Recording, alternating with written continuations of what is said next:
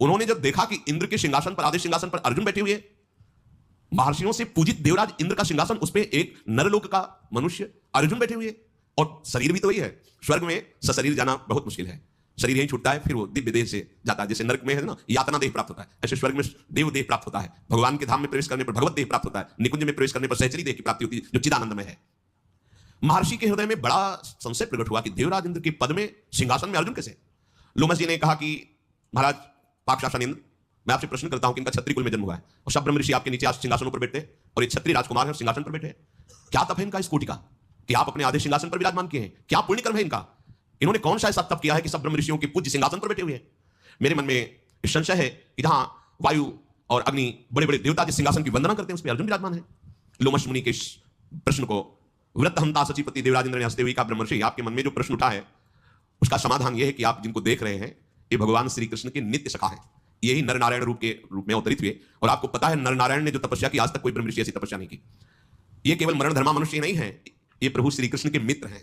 ये बात द्वारिकाधीश के सिंहासन की चरण रखने की चौकी, जिसमें सिंहासन के नीचे, उसे ब्रह्मा और शंकर भी वंदना करते हैं, और भगवान सुदामा जी को अपने हाथ से उस सिंहासन पर बैठाल कर और उस चरण रखने की चौकी में थाल रख करके चरणोदक उतारते हैं। जिस रुक्मिणी के पलंग पर भगवान विराजमान होते हैं, केवल भगवान, और उसकी परिक्रमा करते हैं ब्रह्मा शंकर सनकादि प्रणाम करते हैं, उस पर श्री सुदामा जी को शयन कर अत्यंत करुणावरुणालय भगवान की मित्रता स्वीकार करने का फल।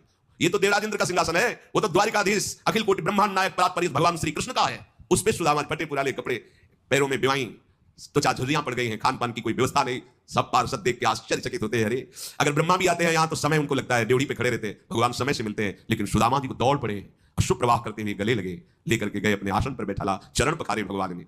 अगर आप श्री कृष्ण को अपना मित्र मान लें, सब समस्याओं का समाधान हो जाए। आप दुनिया को मित्र मान रहे हैं, छल कपट युक्त है, स्वार्थ खत्म हुआ तो वही मित्र तुम्हारी हत्या कर देगा, वही मित्र तुम्हें ठग लेगा, वही मित्र तुमसे बात नहीं करेगा। लेकिन हमारे प्यारे प्रभु ऐसे हैं कि सैकड़ों अपराध कर दो और घूम के देखोगे तो वैसे ही बांह फैलाए, वैसे ही कहे आजा, मैंने तो छोड़ा नहीं, तू ही तो छोड़ के गया, लौटा मेरे समीप आजा।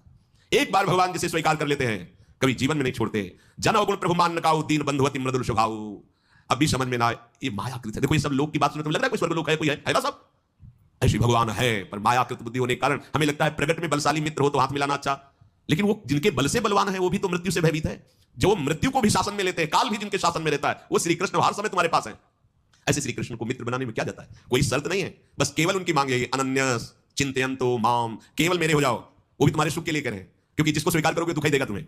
केवल एक प्रभु है जिनको स्वीकार करने से सुख ही सुख प्राप्त होता है, क्योंकि सुख समुद्र है। मान जाओ हमारी बात, प्रार्थना मान लो। सबको चाहिए कोई ऐसा प्यार करने वाला जो केवल मेरे को प्यार करे, ऐसा कोई त्रिभुवन में नहीं।